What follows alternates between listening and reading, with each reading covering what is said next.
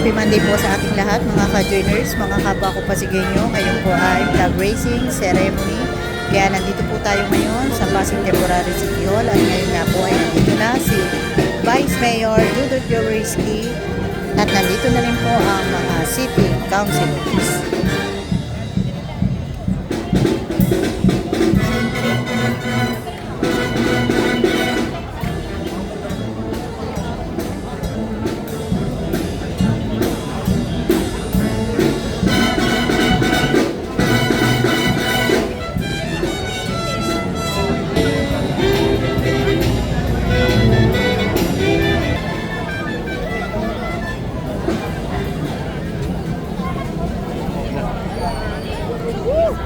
Ayan at nandito na rin po, kararating lang ng ating Mayor Vico Soto.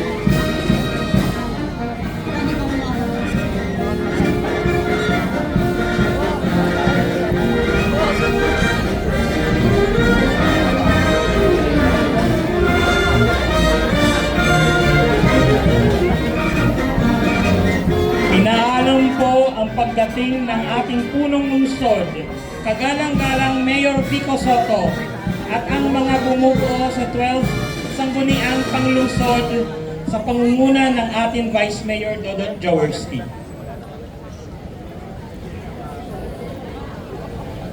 Magandang umaga po sa inyong lahat, mga kapwa ko kawani at mga pinuno ng iba't ibang tanggapan. Bilang panimula ng ating maikling palatuntunan, ating pong ituon ang ating sarili sa dakilang lumikha para sa pag-alay ng panalangin na pamumunuan ni Ginang Joji David mula sa Pasig Persons with Disability Affairs Office.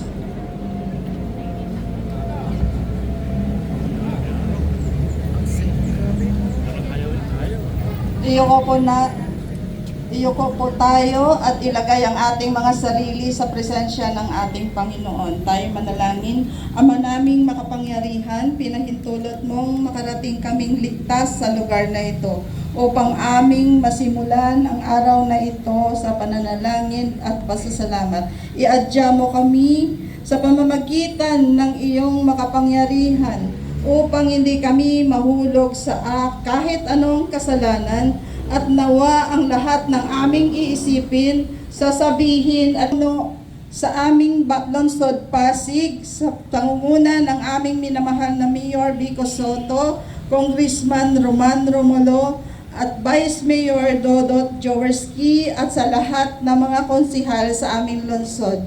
Tapos ang araw na ito na may galak at kaligayahan, nawa kami ay iyong laging tanglawan sa pamamagitan ng iyong anak na si Jesucristo.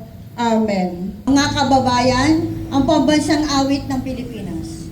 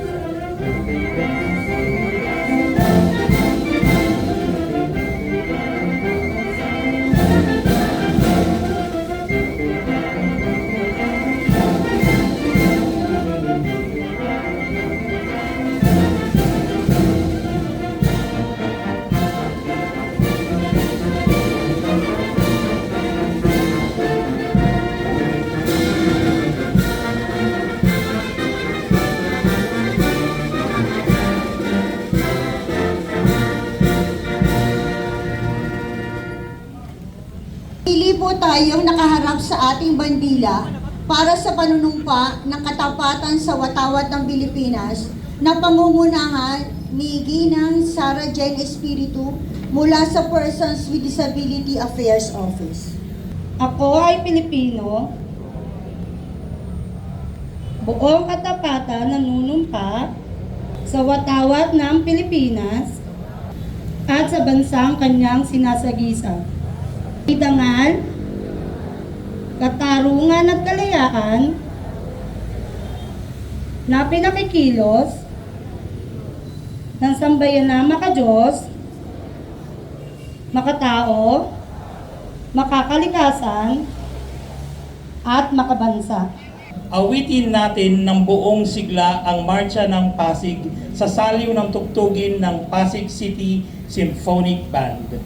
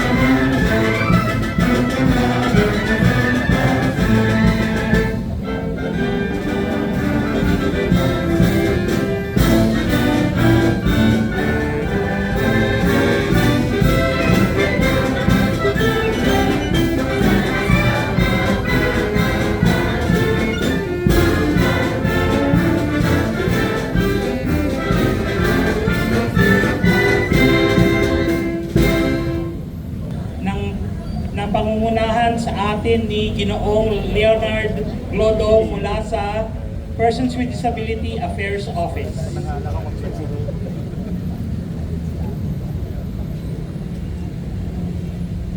Itaas po ang ating kamay para po sa ating panunumpa ng lingkod bayan. Ako ay isang lingkod bayan, pangangalagaan ko ang tiwalang ipinagkaloob ng mamamayan.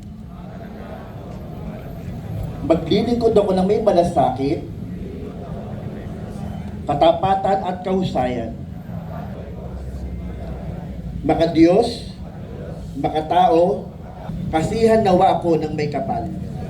Mula sa Social Sector, Persons with Disability Affairs Office, ako naman po si Carl Ravalo from Persons with Disability Affairs Office.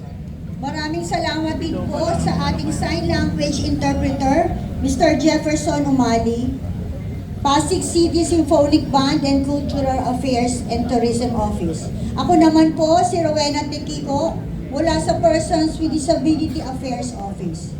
Kami ang naging guro sa palatuntunan ngayong umaga. Maraming salamat po. Sa pagkakataon po ito, pakinggan po natin ang mensahe ng ating punong lungsod ng Pasig. Mga kasama, palakpakan po natin, Mayor Vico Soto. Magandang umaga, Vice Mayor Dodot, mga konsihal, sa mga kawani ng ating nasyonal at lokal na pamahalaan. Sa pangunguna ngayong umaga ng ating PIDAW office, maraming salamat po sa inyo. At doon na-miss natin si Ma'am Helen dahil nandun po siya sa National Happy Disability Prevention and Rehabilitation Week sa ating lahat. At nakakatuwa naman dahil paganda rin ang programa ng ating PIDAW. Maraming magandang ginagawa, maraming magandang programa, pero siguro isa sa pinaka-importante sa ginagawa natin yung tulong sa ating mga persons with disabilities, lalo na para sa mga assistive devices, pati na rin dun sa mga artificial limbs natin. Marami tayong nabibigyan ngayon ng bagong hearing aid, ng bagong kamay, bagong paa, at alam naman natin na life-changing ito.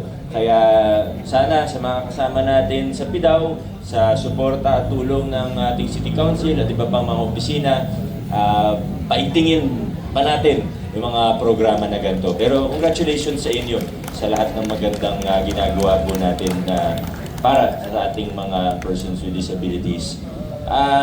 Mamayang alas 9 ng umaga, meron po tayong Pre-Disaster Risk Assessment o PIDRA sa aking opisina. Alam naman po yun ng mga department heads natin at iba pang mga key personnel na kailangan po nandun, pati yung mga national government agencies natin. May parating po na bagyo, no? Kaya kailangan maghanda po tayo. At ito naman, di naman kailangan na ng paalala, pero continuing reminder sa lahat ng mga kasama natin pati sa may mga normal, ano naman yan, alam naman natin kung anong gagawin. Pero isa sa tinututukan po natin ngayon, yung mga posibleng, kasi kahapon meron tayong nahulog na puno sa Kapitolyo. Kahapon yun, sir. Tapos ina-anticipate natin na baka dumami pa, lalo na pag nandito na talaga yung bagyo. Kaya papasalamat din tayo sa mga barangay na aktibo sa tree cutting, tree trimming.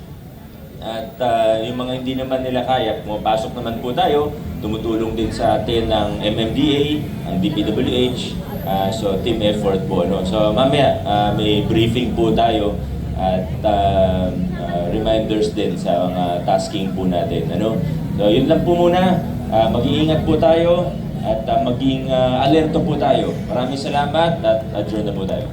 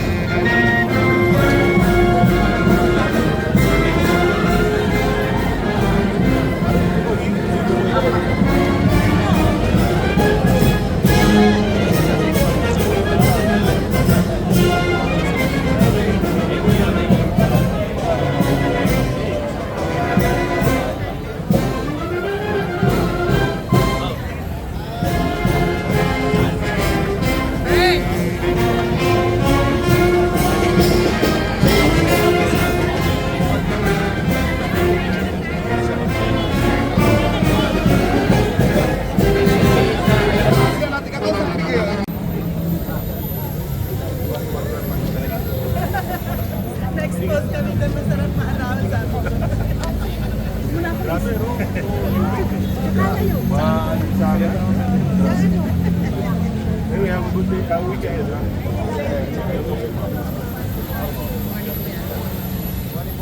Morning.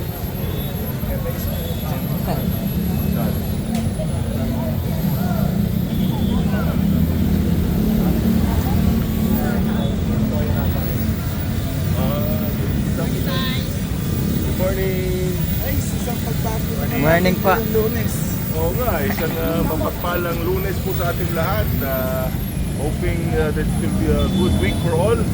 Sa national, meron pong umpisa ng impeachment ngayon, kaya medyo marami pong mga balitang lalabas itong linggo ito. At the same time, meron din tayong bagyo. The end of the day, dasal po tayo at let's hope for the best para sa ating bayan. So again, blessed week ahead. Maraming salamat po, Vice. Maraming salamat po. Good morning!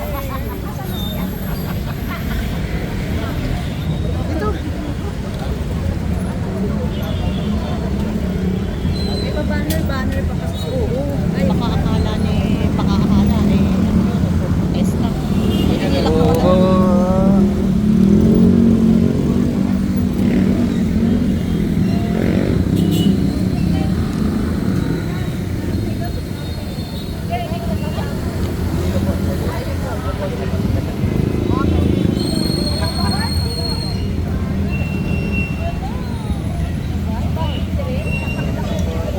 Ayan, hanggang dito na lang po muna ang ating vlogs. Maraming salamat po sa panonood at para po sa bago pa lang sa ating channel. Welcome po ang lahat and please like and share, comment down below and please subscribe para lagi po kayong updated sa kaganapan sa lungsod ng Pasig. Ingat po ang lahat. Bye!